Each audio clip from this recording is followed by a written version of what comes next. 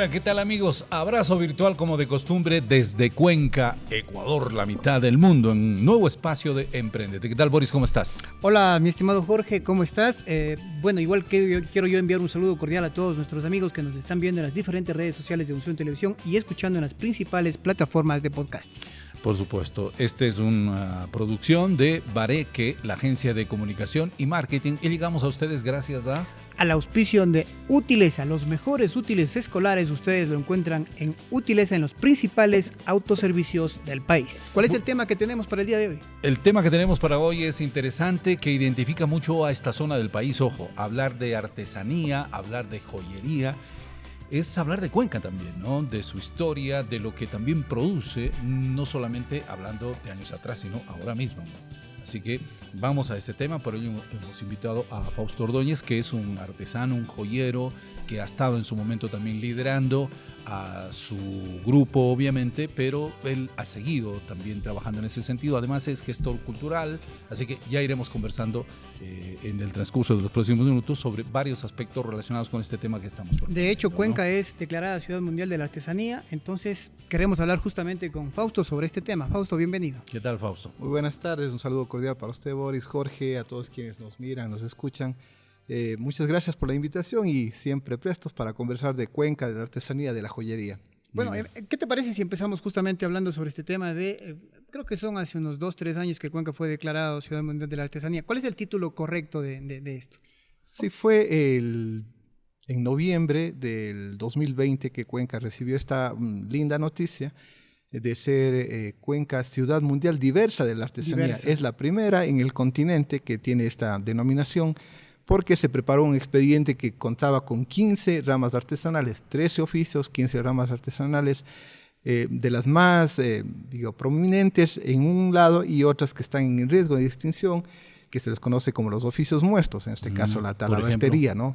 Por ejemplo, la talabartería, que es uno de los oficios que prácticamente ya en nuestra ciudad hay una persona que está elaborando, dos a lo mucho, porque ya el uso, obviamente la talabartería implicaba elementos más para los caballos, para el agro, y ya no están en función. ¿A qué se dedican los talabarteros a propósito?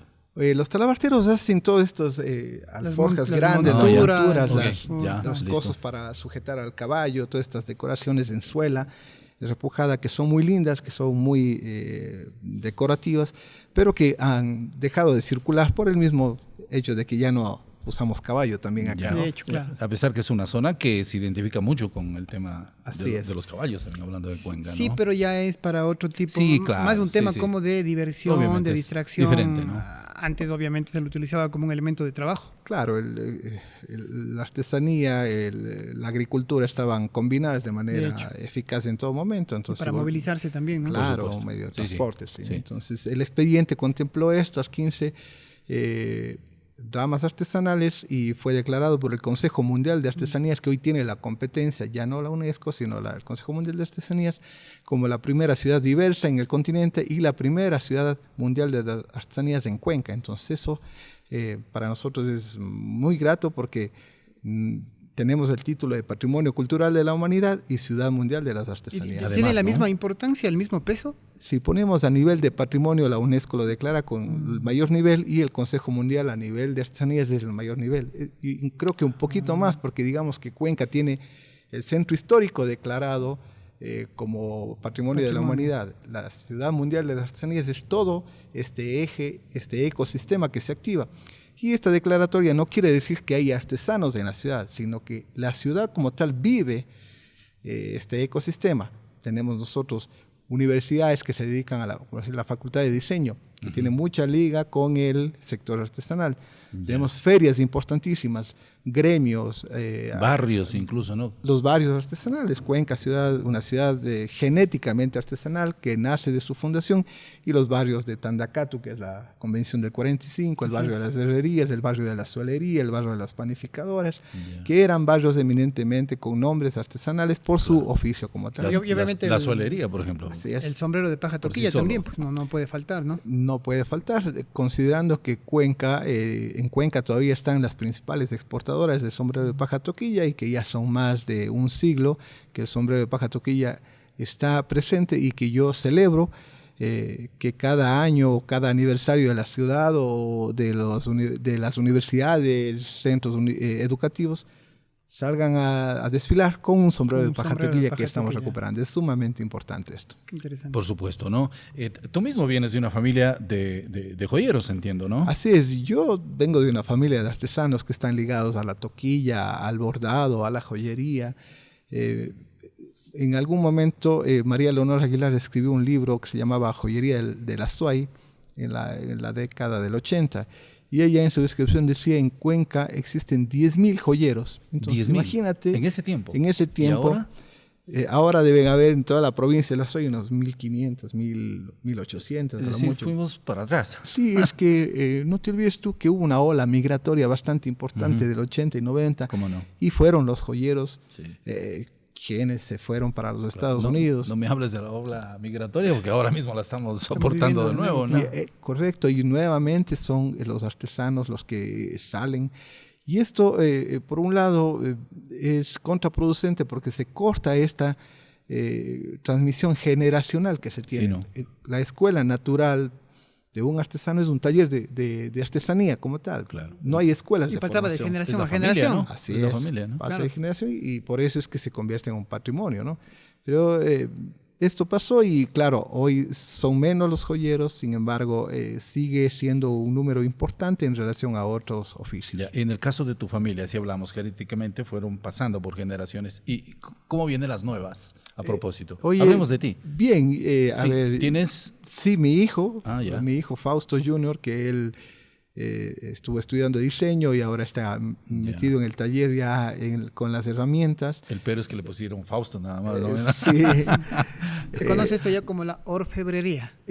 Hay dos elementos, ¿no es cierto? La orfebrería son los objetos utilitarios, por ejemplo, una cuchara, una azucarera, un plato, Es decir, yo hago una elemento. cuchara de plata, eso es orfebrería. Eso es orfebrería. Y la joyería ya. son las cosas ornamentos corporales, los anillos, las cadenas, son elementos de la joyería y la orfebrería que en su momento se combinan para realizar algún producto, interesante pero el que tema, son... ¿no? O sea, porque Por creo que supuesto. todo el mundo tenía el tema de orfebrería, Así es. oro, Correcto. los anillos, las cucharas también, o sea, todo mezclado. Así es. Y de hecho, si nosotros remontamos en el tiempo, antes no existían joyerías, existían platerías, en donde se elaboraba absolutamente todos los elementos. Entonces, Así las platerías identificaban también, me imagino, como ¿no? platerías, claro. Y luego viene el nombre ya de joyería que va diversificando el elemento. Pero sí, digamos que una persona puede ser joyero y orfebre, o puede ser orfebre, o puede ser joyero. Claro. ¿Se vive de la joyería, Fausto? Sí, yo creo que sí, y se vive bastante bien, como en todas las profesiones cuando tú te dedicas Con bastante oro, pues, ¿no? a tiempo Rodeado de completo. oro, ¿no? Esa es una de las enigmas que tenemos nosotros los joyeros, ¿no? O los que nos dedicamos, muchas veces solamente lo vemos pasar porque va de mano en mano. Claro, ¿sí? sí. Pero estuvimos los últimos años, o los últimos tiempos, creo que el oro alcanzó su máximo valor histórico, creo, ¿no? Si no estoy mal. Estamos en una escala imparable del precio de los metales desde que inició este conflicto bélico internacional, ¿no? Rusia con Ucrania, y también por el tema geopolítico de los BRICS, ¿no? Entonces, al ir abandonando algunos países importantes el dólar y generar este conflicto bélico, la gente, las inversiones se van directamente al metal, que siempre ha sido el custodio de las fortunas a nivel de, no solamente las fortunas de los capitales pequeños y grandes. Entonces la gente está comprando oro para medio asegurarse de sus inversiones y eso ha hecho que hoy en día estemos hablando de una onza de oro, el valor de $2.500. Wow. Es En decir, este momento. Hablamos de julio de 2024. Así es, ¿no? que en un año prácticamente ha subido un 40% el valor, tanto en oro. La plata sube, pero no es tanto el impacto, sí en el oro. O sea, conviene invertir en oro antes que en bitcoins, por ejemplo. Todo el tiempo ha sido una muy buena inversión el oro. La gente lo sabe, la gente que tiene oro. Pongamos un ejemplo. Ustedes, por A o B motivo, compraron joyas cuando tenían sucres. Uh-huh. Y tienes una necesidad del día de hoy, llegas a una joyería y esos que eran pocos miles de sucres hoy se convierten en algunos buenos dólares, ¿no es cierto? A veces en cientos de dólares, a veces en miles de dólares. Claro, depende ahí Sí. la joya, ¿no? Y entonces nosotros siempre decimos, ¿qué hubiese pasado si en vez de tener oro tienes bisutería de esas que se venden en cualquier lado? No tienes nada, eso se va directamente al tacho de la basura porque no hay inversión ahí. Si bien es cierto, es un tema de moda que la gente lo compra. Y justo ahí en el taller me decía una señora, yo le enseñaba un anillo de esmeraldas con diamantes, me decía, ¿qué precio tiene esto? Digo, $1,200. Y la gente compra, digo, sí, porque la gente invierte, no solamente... pero lo compra ya más como inversión que como un tema de vanidad. Ambas cosas. O sea, es una inversión, pero también es un producto de vanidad. Llevar un collar de perlas, un anillo de oro con diamantes. Bueno, pero la situación está un poco complicada como para salir enjollados ahora, ¿no? Sí, imagínate. Yo recuerdo desde que estuve aprendiendo joyería a los 12 años se decía, no, es que es peligroso salir de como... hecho, sí, me ha sí, pasado 40 y pico de años y siempre. Pero parece que ahora sí es un poco más, Sí, ¿no? sí. En casa de herrero, cuchillo de palo suelen decir, ¿no? Así es. Hablando de los herreros. En el caso de los joyeros, ¿cuál sería el colmo, no? Ya lo que dice, pues vas pasando el oro, ¿no? O sea, nunca se queda. Sí, solo lo ves pasar. No sé que no hay oro ahí. El 5 de noviembre pasado desfilábamos por el Día del Artesano y cuando pasábamos por la glorieta del Parque Calderón, el señor que sea de maestro de ceremonia dice, ahí vienen los señores dueños del oro y de la plata. Y nosotros, sí, no todos. Parecería. Pero, por ejemplo, ¿eres tú amante de lucir, por ejemplo, una buena prenda? Sí, me gusta y sobre todo el diseño. Hay algo que también dentro de mis facetas como artesano, como joyero, es la creación, el diseño, ¿no? Entonces nosotros particularizamos los productos. Claro. ¿Cómo es ese proceso a propósito, Fausto? Porque, claro, tú le dices un joyero, realmente, a ver, podemos conocer desde el que tiene una, no sé, una tienda que vende, obviamente, prendas. De pronto a él le decimos joyero, claro, pero no necesariamente, ¿no? Porque él no es el que produce. Así es. ¿Cómo es esa situación? Cuéntanos. A ver, hay dos elementos. El joyero es el que está en el taller elaborando todo el tiempo, ¿no es cierto? Donde tú llegas, le dices, mire, necesito hacer un anillo, una escarapela o un sujetador de corbatas o lo que sea. Me voy a casar de nuevo. Exacto. Sí, y te saca y te muestra los modelos y te dice un presupuesto y te dice en tal fecha. Y lo otro es cuando tú llegas a un centro de expendio, ¿no es cierto? En donde ya están los productos elaborados y tú puedes elegir directamente si es que tiene el producto a tu gusto. La diferencia entre estos dos es que una hablamos del objeto y en otra hablamos del sujeto. El objeto en la tienda y el sujeto en el taller. Entonces nosotros por eso promovemos más artesanos, más talleres, más patrimonio, ¿no es cierto? Porque caso contrario entramos a lo que hoy estamos viendo y que es muy preocupante, mucho la invasión de productos importados. Los chinos, por ejemplo. Chino, tailandés, de Indonesia, de la China, de todo lado llega. Y eso es contraproducente porque no es más económico. No necesariamente. No. Yo lo tengo que decir porque conozco cuando te venden una joya de catálogo de estas rápidas, son mucho más caras que una joya de plata de verdad. Okay. Pero la experiencia te da ya para digamos, diferenciar. Es que ahí tiene el precio. Sí, tú tienes el precio, te dice, hay una publicidad que dice con 5 baños de plata, con 2 baños de oro, con 5 quilates de circonio, y a la final del día eso no termina costando tanto, ¿no? Y sí una joya de oro y sí una joya de plata. Entonces, sí debemos promover nosotros un poco el consumo de lo local, de la artesanía local, no solo de la joyería, de todo. Como se suele decir, ¿no? Porque celebramos esta declaratoria por los artesanos, por el ecosistema, por la productividad. Entonces hay que darle el espacio al artesano no solamente en el patrimonio o muchas veces en el aspecto de asistencia social, no, el productivo. Nosotros defendemos como sector artesanal que somos eminentemente un sector muy productivo y que somos además autónomos porque invertimos nuestro propio recurso, aportamos para el desarrollo del país y generamos renta y generamos trabajo. Pongo un ejemplo y yo siempre lo digo, ¿no? Digamos que aquí en Tarqui una persona tiene sus ovejitas, trasquila la lana, hace un poncho, ¿sí? O si compras paja toquilla con los pocos recursos, haces un sombrero o hacemos una joya y vendes eso y ese producto, ese dinero se inyecta directamente en el mercado cuando la persona va al mercado, compra una medicina, va al médico, compra utileza, ¿no es cierto? Claro. No, pues, hay circulante, diríamos. Claro, circula. Mismo, ¿no? Entonces, eso también hace el sector artesanal y de manera fuerte. Imagínate que hay 300.000 talleres artesanales en nuestro país. Entonces, es una economía bastante importante. Ahora hablamos de julio de 2024. Momento, 300.000. Así es. 300.000 talleres que hablamos, alrededor de casi 2 millones de artesanos. De esos en el Azuay, más o menos, como para tener una idea. Hablemos que en el Azuay deben haber unos 30.000 talleres de artesanía. El Azuay es bastante fuerte, bastante potente en varias de las ramas artesanales. Yo creo que tenemos una suerte de nuestro territorio de tener todas las ramas artesanales. No se me ocurre una rama artesanal que no haya en Cuenca y en el Azuay. No se me ocurre. Estamos bien posicionados, podríamos decir, entonces, como Azuay. Además del título que hablaba y planteó Boris en su momento, este título que nos identifica como una ciudad artesana ante el mundo. Así es. Y recuerda que también tenemos el título de ciudad también de la gastronomía, ¿no? Recientemente que la ganamos también, por entonces supuesto, somos patrimonio cultural, tenemos el tema de la gastronomía y obviamente si una es por ciudad títulos nadie mundial nos gana, y ¿no? artesanía. Sí. Pero es importante porque Cuenca obviamente a nivel mundial está bien posicionada en todos estos aspectos. Enhorabuena por aquello, ¿no? Así es. Hay que seguir trabajando, pero en esa línea, Fausto, ¿no? Sí, yo creo que es importante la inversión pública. Yo creo que en eso sí hay una deuda de los gobiernos, de los diferentes gobiernos, porque no hay inversión pública adecuada para el desarrollo del sector ¿Hablas de artesanal. gobiernos nacionales o locales? En todo sentido, todos, ¿no? ya. Porque, a ver, si nos vamos a Colombia, que está aquí cerca. Son nuestros vecinos. Lo cierto, ellos tienen una feria que lo hacen cada año en diciembre, que la organiza Artesanías de Colombia, que es casi un ministerio en Colombia de la artesanía. Esa feria se invierte $3,5 millones. La feria más importante. ¿Se realiza en dónde? En Bogotá. En Bogotá. En Bogotá, en la capital. Se hace en las fechas de diciembre, pero tienen un presupuesto bastante amplio. Asisten como alrededor de 1,000 artesanos a esta feria porque es gigante.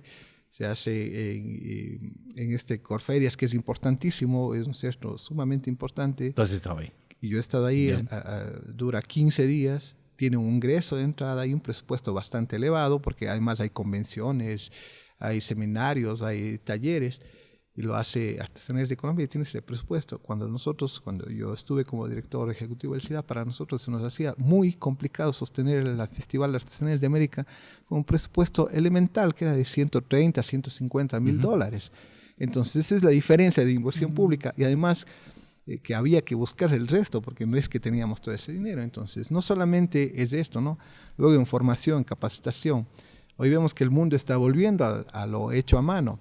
Ya. La alta moda, ¿no es cierto? La alta moda está mirando al oficio artesanal. Entonces vemos que el textil, el bordado, la cerámica, la joyería están tomando estos oficios y les están colocando, ¿no? con marcas importantes. Y hoy se llama la artesanía el nuevo lujo. ¿Por qué? Porque está ligado a la moda y al diseño. Y entonces ese arete o ese bordado o ese sombrero de toquilla que antes pasaba como un tema eminentemente del elaborado mano artesanal, le ponen una marca y hoy ya está en diferente momento. Entonces yo creo que eso es lo que hay que mirar, ¿no?